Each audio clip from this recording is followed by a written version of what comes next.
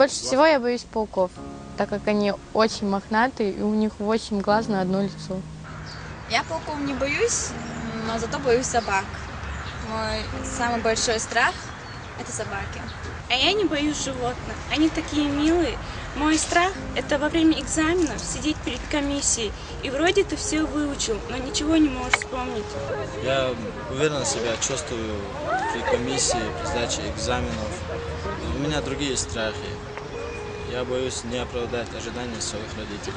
Я, конечно же, уверен, что я оправдаю надежды своих родителей, но больше я боюсь быть заживо закопанным.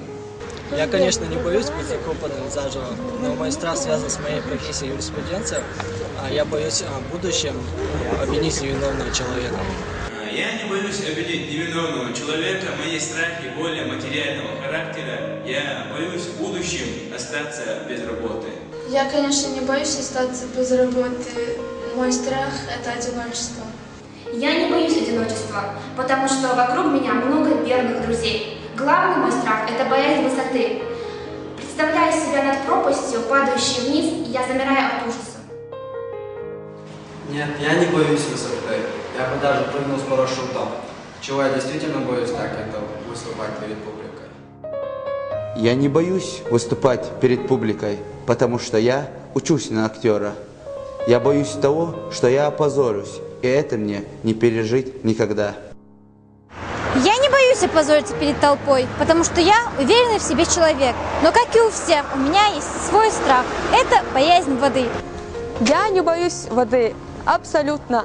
Самый большой мой страх – это скорость. Я очень сильно боюсь быстрой езды. Не, я не боюсь большой скорости, наоборот, я люблю, это моя слабость. А вот боюсь я боюсь землетрясений, да, действительно, очень сильно боюсь землетрясений.